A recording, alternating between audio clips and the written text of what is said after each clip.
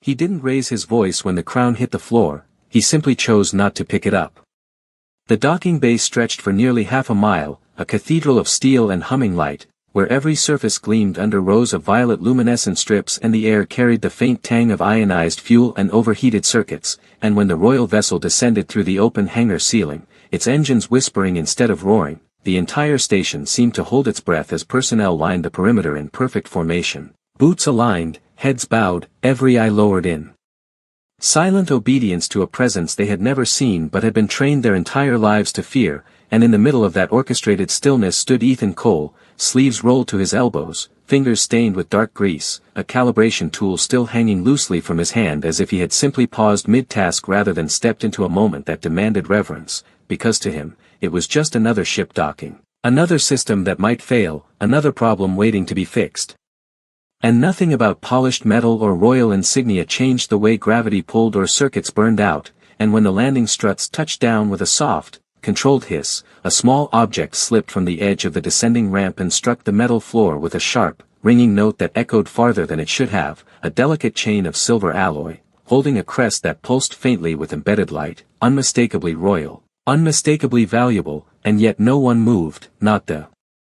officers, not the guards, not even the station commander who stood closest, because protocol was clear and fear was clearer, and so the object lay there between them like a test no one dared to take, until Ethan stepped forward, not toward it but past it, his boots making a quiet, steady rhythm against the floor as he crossed the invisible line that separated obedience from indifference, and for a fraction of a second, every head tilted just enough to notice, just enough to wonder if he would stop, if he would bend, if he would acknowledge what everyone else treated as sacred, but he didn't, he walked right by it as if it were a loose bolt or a discarded tool, something without meaning, something not worth the interruption, and behind him, the ramp fully extended and she appeared, Princess Lixra Vane, 19 years old, heir to a system-spanning empire, her blue-toned skin catching the artificial light in shifting gradients like deep water, her posture straight, her gaze sharp, trained from birth to expect submission before she ever spoke, and when her eyes followed the silent ripple of attention through the crowd, they landed on the one figure who had not bowed, not hesitated, not even glanced back, and in that moment, something unfamiliar flickered behind her composed expression, not anger, not yet, but a precise, cutting curiosity, because every world she had visited had followed the same rules, power was recognized, authority was visible, respect was automatic, and yet here, in a place that smelled like oil and effort and ordinary human work, a man had just walked past her symbol of rule as if it meant nothing at all, and he didn't look back, not once, as if whatever she represented simply didn't reach him. The sound of boots shifting echoed a second too late, like the station itself was correcting a mistake no one wanted to admit, and one by one the crew lowered themselves further, heads dipping, shoulders tightening, as if they could erase the moment that had already happened, but Ethan did not turn back and did not slow down, his figure disappearing between columns of cargo crates stacked nearly 10 feet high, their surfaces flickering with worn identification codes and maintenance tags, while behind him the princess stepped fully onto the hangar floor and the temperature seemed to change without actually dropping, a subtle pressure settling into the air as her presence filled the space, and her gaze remained fixed on the path he had taken, not on the kneeling crowd, not on the officers waiting for instruction, but on the empty space where a human had chosen not to acknowledge her, and when her voice finally came it was calm, controlled, but edged with something sharper than command. As she spoke in perfect translated English, asking a single question that did not need to be loud to carry across the bay, "Who is that man?" and no one answered immediately because no one had expected the question to matter, and when the station commander finally rose just enough to speak, his voice careful and precise, he identified Ethan Cole as a maintenance engineer assigned to external systems, a civilian contractor with no diplomatic clearance and no formal standing. And for a moment there was silence again, not empty this time but heavy, because the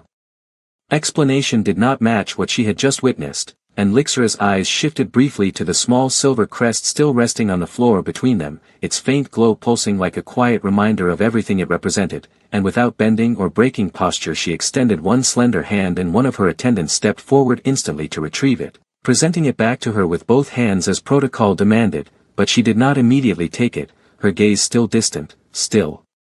calculating, as if the object had lost some of its meaning in the span of a few seconds, and when she finally accepted it she did so without looking, her attention already moving elsewhere, already following the absence rather than the presence, and far across the bay Ethan reached a maintenance console bolted to a support pillar, its screen flickering with a diagnostic loop that had been running long before any royal ship arrived, and he tapped the surface with 2 fingers, bringing up a set of system errors that scrolled in dull amber text, his focus narrowing instantly, completely, as if nothing outside that panel existed, and the faint hum of the station returned to something normal around him, mechanical and predictable, and a younger technician standing nearby hesitated before speaking, glancing back toward the landing zone with visible tension before lowering his voice and asking if Ethan understood who had just arrived, and Ethan did not look up, did not pause, simply adjusted a calibration value by a fraction and replied in an even tone that the docking clamps were misaligned by less than half an inch and if they did not correct it the next departure would trigger a system warning. And the technician blinked, caught between disbelief and confusion, pressing again, saying that it was not just any visitor, that it was royalty, that people got reassigned for less than what had just happened, and Ethan finally leaned back slightly, exhaling through his nose as he wiped a streak of grease across the back of his hand, his eyes scanning the numbers one more time before he answered, then they should fix the clamps. And there was no defiance in his voice, no challenge, just a simple prioritization of what mattered, and somewhere behind him, far enough that he could not hear but close enough that it would reach him eventually, a 19-year-old princess stood holding a symbol of power that suddenly felt lighter than it should have, trying to understand why the only man who had seen it fall had treated it like it weighed nothing at all. The corridor outside the maintenance sector stretched nearly 200 yards in a straight line, lit by a sequence of overhead panels that flickered just slightly out of sync, creating a rhythm that most people ignored but Ethan had learned to read like a pulse, each irregularity telling him where the station was aging, where it was being pushed too hard. And as he moved deeper into the quieter part of the deck the distant hum of the docking bay faded into something softer, more mechanical, more honest, and he preferred it that way because machines did not expect anything from you except precision, and precision was something he could give without negotiation, and when he reached the access hatch leading to the external clamp controls he paused just long enough to pull a small diagnostic module from his belt, its casing scratched from years of use, its screen lighting up with a muted blue glow that reflected faintly across his face, and he was already halfway through running a manual override sequence when the sound of footsteps interrupted the steady rhythm of the corridor, not hurried, not hesitant, but deliberate, measured in a way that did not belong to this part of the station, and he did not turn immediately because interruptions were common and rarely important, but the footsteps did not pass, they stopped a few feet behind him, and the air shifted again, not colder this time but sharper, as if the space itself had become aware of being observed, and when Ethan finally glanced over his shoulder his eyes met a presence that did not fit the worn metal walls and exposed wiring of the maintenance deck. Princess Lixra stood there without her full procession, only a single attendant at a respectful distance, her posture unchanged, her expression composed but no longer distant, and for a moment neither of them spoke, because this was not a place built for ceremony or command, it was a place built for function, and her presence here felt almost out of place, like a symbol carried into a room that did not recognize symbols, and when she did speak her voice was quieter than before, not because it needed to be but because the space demanded it. You saw it fall, she said, not as an accusation but as a statement, and Ethan turned back to the console, his fingers resuming their work with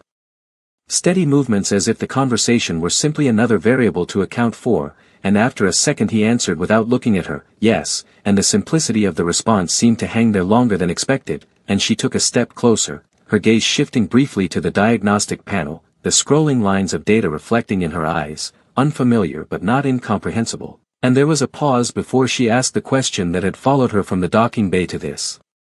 corridor, why did you ignore it, and Ethan adjusted a setting, watching the numbers stabilize before he replied, because it was not mine, and he said it the same way he might explain why he did not adjust a system he had not been assigned to, not dismissive, not defensive, just factual, and Lixra studied him, her expression tightening almost imperceptibly as she processed the answer. Because in every world she had known ownership was defined by power, by claim, by status, and yet here was a man defining it by something else entirely, something that did not include her authority, and she lifted the small silver crest slightly, letting the faint light pulse between them as if presenting evidence. It belongs to me, she said, and Ethan finally turned fully to face her, not stepping closer, not stepping back, simply meeting her gaze with the same steady focus he had given the console, and he nodded once, acknowledging the statement without reacting to it. Then it was not lost, he said, and for the first time since she had stepped onto the station, Lixra did not have an immediate response. Because there was no challenge in his tone, no resistance, no attempt to diminish what she held, only a quiet certainty that did not bend around her title, and the corridor fell silent again, filled only by the low hum of systems returning to alignment, and somewhere in that silence, something shifted, not in the station, not in the machinery, but in the space between them, where expectation met something it had never been designed to measure. The diagnostic panel emitted a soft confirmation tone as the alignment values locked into place within acceptable margins, a quiet success that barely registered beyond the small screen, yet Ethan watched it for another second as if confirming something deeper than numbers before he powered the module down and secured it back onto his belt. And the motion carried a finality that suggested he had already decided what mattered and what did not, and when he stepped away from the console the corridor seemed to widen slightly, as if making space for a conversation neither of them had planned to have, and Lixra remained where she was, the faint glow of the crest dimming in her hand as if responding to her stillness, and for the first time since she had approached him there was a hesitation in her posture, subtle but real, a shift in weight that would have gone unnoticed by anyone who had not spent years reading mechanical tolerances and human behavior with the same careful attention. And Ethan noticed it the same way he noticed everything else, without staring, without reacting, simply registering it as part of the environment, and when he moved to pass her he did not wait for permission and did not change his pace, but he did not ignore her either, he acknowledged her presence with the smallest adjustment of his path, a fraction of an inch that avoided contact without signaling deference, and it was that precise balance that made her speak again, not louder, not sharper, but more directly, on my world, no one would walk away from me, and the statement carried neither pride nor threat, only a fact that had never been questioned until now, and Ethan slowed just enough to respond, turning his head slightly but not fully stopping, his voice even and unforced, then your world has not met many people who fix things, and the words were not dismissive, not arrogant, but grounded in a reality that did not intersect with hierarchy, and Lixra studied him again, this time not as an anomaly to correct but as a pattern she could not yet solve, and her gaze dropped briefly to his hands, the faint traces of grease, the small cuts and worn lines that spoke of work repeated thousands of times, and something about that detail held her attention longer than it should have, because it represented a kind of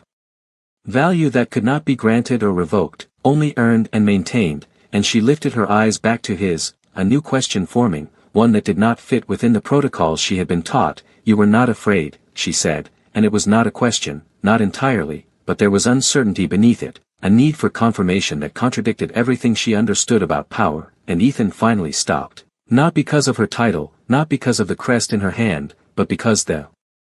question itself deserved a complete answer, and he turned to face her fully again, the corridor lights reflecting softly off the metal walls behind him, and he considered his words for a brief moment before speaking, of what, and the simplicity of the reply forced her to define something she had never needed to define before, and she hesitated, the silence stretching just long enough to make the answer feel less certain than it should have been, and when she spoke again her voice was quieter, almost thoughtful, of offending me, and Ethan held her gaze, steady and unflinching, and there was no challenge in his expression, no intention to provoke, only clarity, and he shook his head once, a small, almost imperceptible motion. I did not offend you, he said, and the words landed differently than anything she had heard that day, not because of what they said but because of what they did not include. There was no apology, no justification, no attempt to reshape the moment, only a quiet refusal to accept the premise itself, and for a second the corridor felt completely still, the hum of the station fading into the background as if even the systems were waiting, and Lixra looked down at the crest again, its surface reflecting the corridor lights in muted patterns, and when she spoke her voice carried a trace of something new, something that did not belong to command or expectation. Then what did you do? And Ethan glanced once more toward the console behind him, now stable and silent, before answering, I kept working, and he turned again, continuing down the corridor without waiting for a response, leaving behind not defiance, not disrespect, but something far more unsettling. To someone raised in absolute authority, a man who simply chose what mattered and acted accordingly, and as Lixra stood there, the crest resting lightly in her hand, she realized that for the first time in her life, she had not been ignored out of fear or rebellion, but out of something she did not yet understand, and that made it harder to dismiss than any insult ever could. The corridor felt different after he left, not quieter in sound but quieter in expectation, as if something unspoken had shifted the balance of the space itself, and Lixra remained standing where he had passed her, the faint glow of the crest dimming further in her hand as the station lights reclaimed dominance, and for several seconds she did not move. Not because she lacked direction but because direction had never before required reconsideration, and her attendant shifted slightly at a respectful distance, waiting for a command that did not come, because none of the protocols she had been trained to follow accounted for what had just occurred, and when she finally turned it was not back toward the docking bay or toward the prepared escort routes, but in the direction Ethan had gone, her steps measured. Deliberate, not hurried but purposeful in a way that felt unfamiliar even to herself, and as she moved deeper into the maintenance sector the environment changed gradually, the polished surfaces giving way to exposed conduits and worn flooring marked by years of use, the air carrying a stronger scent of heated metal and circulating coolant, and she noticed details she would have ignored before. The way lights flickered just slightly before stabilizing, the faint vibration underfoot from systems operating beyond visible walls, and she realized with a quiet clarity that this part of the station did not care who she was, it functioned regardless of titles, regardless of presence, and that realization stayed with her as she approached another open work area where Ethan stood beside a panel half removed from the wall, its internal components exposed in neat layers of circuitry and fiber lines. And he was already working again, hands steady, attention fixed, as if the conversation in the corridor had been nothing more than a brief interruption in a much longer process, and she stopped a few feet away, observing without announcing herself, watching the way he adjusted a connection by less than an inch, the way he paused to listen rather than look, as if sound itself carried information, and for the first time she understood that his silence was not emptiness but focus, not absence but intention directed somewhere specific, and when he finally spoke without turning his voice was calm, almost conversational. If you are waiting for something to change, it already did, and the statement caught her slightly off guard because she had not made a sound, had not signaled her presence in any formal way, and yet he had noticed, not through status or attention, but through awareness, and she stepped closer then, her gaze moving from the panel to him. What changed? She asked, and Ethan tightened a connection point before answering. You came here instead of calling someone. And he said it without judgment, without implication, just an observation placed between them like any other measured value, and Lixer considered that, her eyes shifting briefly to the surrounding equipment, the worn tools, the quiet efficiency of the space, and she realized he was right. She had chosen to come here, to step outside the structure that defined her world, and that choice had not been commanded, not expected, and certainly not necessary, and yet she had made it, and when she looked back at him there was something different in her expression, not uncertainty exactly, but a question that was no longer about him alone. On my world, she began, her voice softer than before. People approach me because they must, and Ethan finished securing the panel before finally turning to face her, wiping his hands slowly with a cloth that had seen years of use, his movements unhurried, grounded. Here, he replied, people approach when they have a reason, and a distinction settled between them, simple in words but heavy in meaning, and Lixra lowered her gaze briefly, the crest still in her hand catching a reflection of the dim overhead lights, and for the first time she did not lift it as a symbol, did not reference it as authority, she simply held it, as if it were an object separate from herself, and when she spoke again her voice carried something quieter, more personal. And what reason would someone need? And Ethan looked at her, not past her, not through her title, but at her, and there was no hesitation in his answer, a real one, and the words were not dismissive, not challenging, but they removed every layer that did not matter, leaving only something she had never needed to consider before. And as the station hummed steadily around them, Lixra felt that same subtle shift again, not in the machinery, not in the lights, but in the space where certainty used to be, replaced now by something far more difficult to ignore, the quiet realization that respect here was not given because of who she was, but because of what she chose to do. And for the first time since she had stepped onto the station, she did not reach for authority to answer that realization. She simply stood there, holding it, the same way she held the crest, unsure of its weight in a place that measured value differently. The panel clicked into place with a soft magnetic seal. The kind of sound that did not draw attention but confirmed something had been set right, and Ethan ran his hand along the edge once, more out of habit than necessity, before stepping back to observe the system status on a nearby display, the numbers stabilizing into clean, predictable lines that required no further adjustment, and for a moment he simply watched. Not because he expected failure but because he respected the process of things settling into balance, and behind him Lixra remained. Still, her presence no longer disruptive but not yet integrated into the rhythm of the space, like a note held just slightly outside the melody, and the crest in her hand had dimmed almost completely now, its glow faint enough to be mistaken for reflection rather than emission, and she found herself looking at it less and less, her attention drawn instead to the way Ethan interacted with his environment, the quiet certainty of someone who did not need acknowledgement to validate his actions, and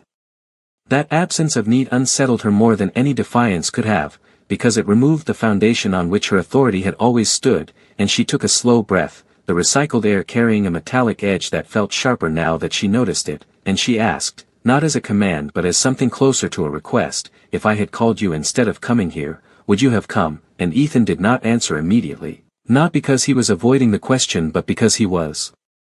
finishing one last check, his eyes moving across the display, confirming that the system would hold under load, and only then did he respond, his voice even, grounded in the same quiet logic that had guided everything he had done so far. If it was about the system, yes, and Lixra's gaze narrowed slightly, not in irritation but in focus, and if it was about me, she pressed, and this time he turned to face her fully, not out of obligation but because the question had shifted from function to meaning, and he considered her for a brief second before answering, that depends on why you needed me, and the words landed with a weight that was not imposed but inherent, and she felt it, the distinction between being required and being chosen, between authority and reason, and for a moment she said nothing, because the answer did not give her control, it gave her responsibility, and that was something she had not been prepared to carry in this context, and the attendant behind her shifted again, a subtle reminder of the structure she represented, but she did not turn, did not acknowledge it, her attention fixed on the man who had quietly redefined the rules of their interaction without ever stating them, and she looked down at the crest once more, turning it slightly between her fingers, watching the way the light caught along its edges, and she realized that for the first time it felt like an object she held rather than an extension of herself, and that realization was both unsettling and clarifying, and when she spoke again her voice carried a different tone, less certain, more deliberate. On my world, people are taught their place from the moment they understand language, and Ethan leaned lightly against the console, arms relaxed at his sides, listening without interruption, and she continued, her gaze lifting to meet his, they know who they are in relation to others before they know who they are alone, and there was a pause then, not because she had finished but because she was considering something as she said it, something that had never needed to be examined before, and Ethan nodded once, not in agreement or disagreement but in acknowledgement of the statement.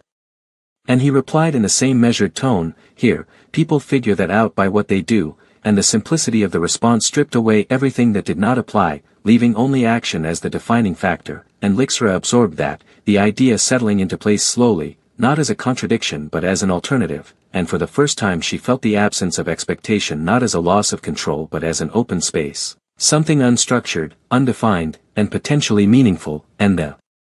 station hummed steadily around them, systems aligned, processes continuing without pause, and in that steady rhythm she found herself standing not as a ruler being observed, but as a person being understood, and the difference was quiet, almost imperceptible, but it changed the weight of everything she carried. The station lights dimmed for less than a second before stabilizing again, a subtle fluctuation that most would ignore but one that Ethan noticed immediately, his eyes shifting to the overhead panel as if listening to something beneath the surface, and without a word he pushed himself off the console and stepped toward a secondary interface mounted along the wall, his movements precise, efficient, already anticipating what the system was about to confirm, and Lixra watched him, not with curiosity now but with a growing awareness that his attention moved ahead of events rather than reacting to them, and when the alert finally appeared it was quiet, a narrow band of amber text scrolling across the display indicating a cascade delay in the primary power routing grid connected to the docking sector, not a failure yet but a misalignment that would become one if left unresolved. And Ethan's hand moved across the interface, pulling up a layered schematic of the station's internal systems, lines of light tracing pathways through the structure like veins carrying energy instead of blood, and he leaned closer, studying the pattern, adjusting variables in real time as if he were correcting something alive rather than mechanical, and Lixra stepped forward without realizing it, drawn by the shift in the atmosphere, the way the room itself seemed to tighten around a problem that had not yet fully formed, and she spoke, quieter now, what is happening, and Ethan did not look at her as he answered, his focus locked on the display, a delay in the load distribution from the docking clamps we just aligned, the system is compensating, but it is not doing it well, and his fingers moved again, rerouting a sequence, isolating a segment before it could ripple outward, and the faint hum of the station changed pitch slightly, not louder but sharper, as if the structure itself was adjusting under pressure. And Lixra felt it this time, not through knowledge but through sensation, a subtle vibration under her feet that carried a question she did not know how to answer. And she glanced back toward her attendant, who remained still, waiting, because this was not a situation covered by command, and when she looked forward again Ethan had already opened a secondary panel, its interior glowing with a soft blue light, components arranged in layered precision that spoke of design far beyond simple function, and he reached inside carefully, adjusting a connection by fractions of an inch. His movement steady despite the increasing complexity of the problem, and Lixra watched him, the crest still in her hand, forgotten now as something more immediate took its place, and for the first time she understood that this was not about authority or protocol, this was about consequence, about what happened when systems failed and people depended on them without ever seeing the work that kept them stable, and she stepped closer again, her voice carrying something new, not command, not expectation, but something closer to urgency. Do you need assistance? And Ethan paused for a fraction of a second, not because he was surprised by the offer but because he was measuring it, fitting it into the reality of what he was doing, and when he spoke his voice remained calm, but there was a slight shift in tone, an acknowledgement of the moment. Can you hold this steady? And he handed her a small stabilizing tool, its surface cool against her fingers, its function simple but precise. And she hesitated only briefly before taking it, positioning herself where he indicated, her movements careful, deliberate, as she held the component in place while he worked, and in that moment the distance between them changed again, not through words but through action, and the station's hum began to settle, the sharp edge smoothing back into something consistent, something reliable, and Ethan secured the final connection before withdrawing his hand, closing the panel with a soft click that echoed slightly in the quiet space, and for a second neither of them moved. The tool still in her hand, the system stabilizing around them, and then he nodded once, not formal, not ceremonial, just acknowledgement, that helped, and the words were simple, but they carried a weight she had never received before, because they were not given for who she was, but for what she had done, and as she looked at the tool in her hand, then back at him, she realized that for the first time since she had stepped onto the station, she had not been observed, or obeyed, or deferred to, she had been included, and the difference settled quietly into place, reshaping something deeper than expectation. The stabilizing tool felt lighter once the system returned to balance, its faint vibration fading into stillness as Lixra held it a moment longer than necessary, as if confirming that what had just happened was real and not simply another controlled outcome dictated by rank or expectation, and Ethan had already turned back to the console, his attention shifting forward without pause, checking residual readings, ensuring that the correction would hold under continuous load, and the station responded accordingly, its hum settling into a deeper, steadier tone that filled the space with quiet reliability, and for a few seconds neither of them spoke, because there was nothing left to command and nothing left to fix, only the aftermath of something shared, something unspoken that had changed the distance between them in a way that could not be reversed, and Lixra slowly lowered the tool, placing it carefully on the edge of the panel instead of handing it back immediately, her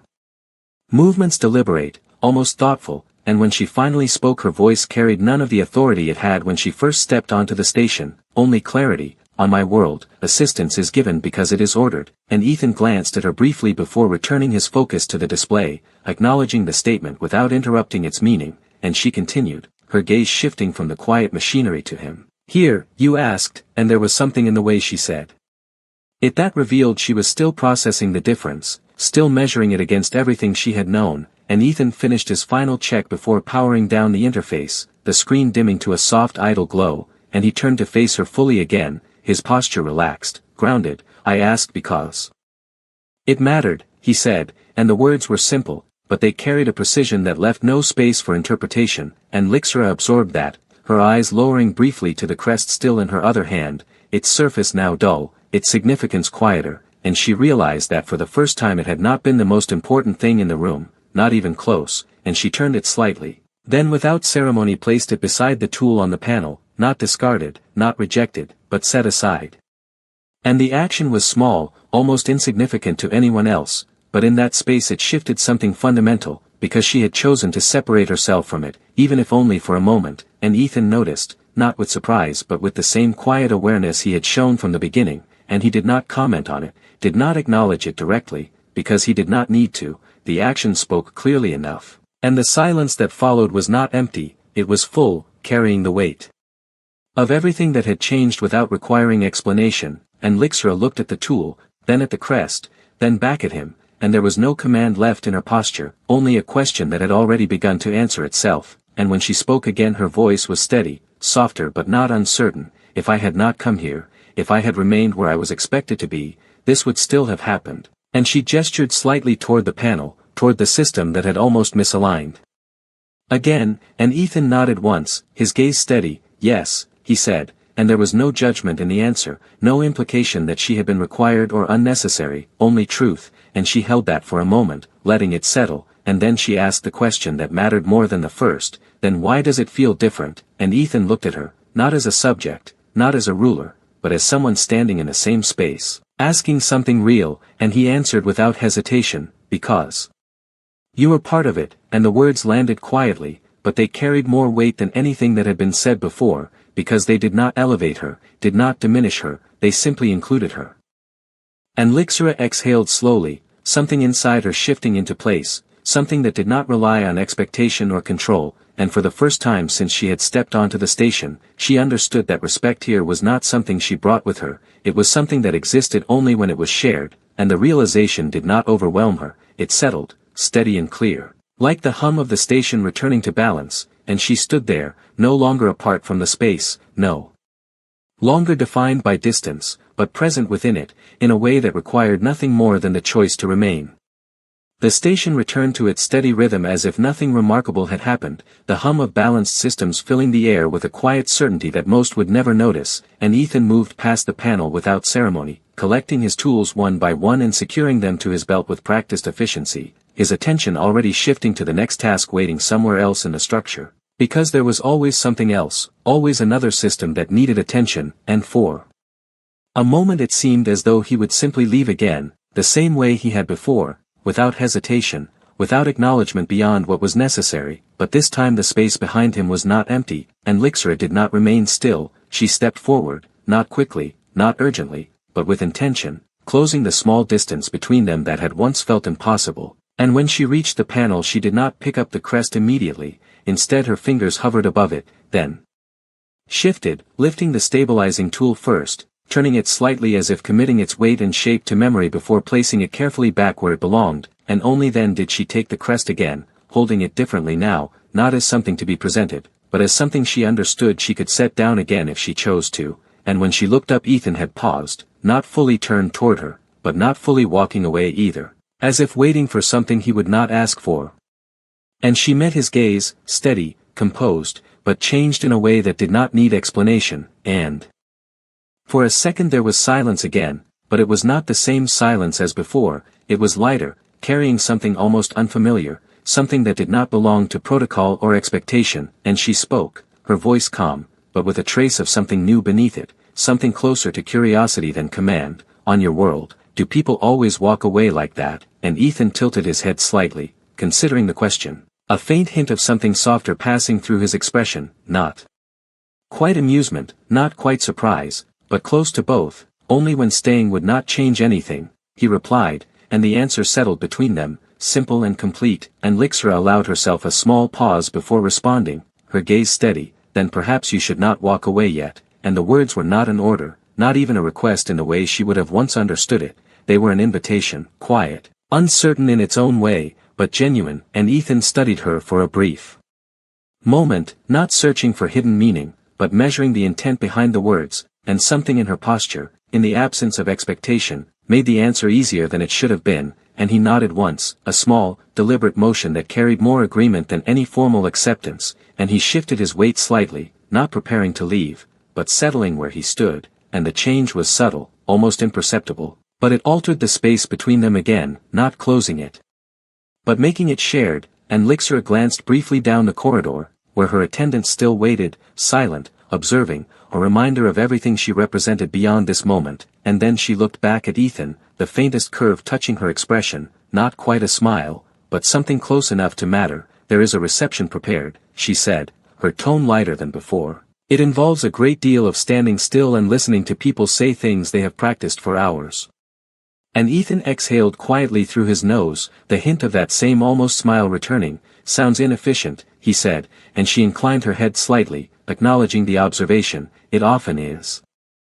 She replied, and for the first time there was something unmistakably shared in the exchange, something that did not depend on who they were supposed to be, and she continued, her voice steady, but carrying that same subtle shift, you could come and see it for yourself, and there was no weight behind the offer, no expectation of acceptance, only the possibility placed gently between them, and Ethan looked at her, then briefly at the corridor beyond, as if measuring the distance between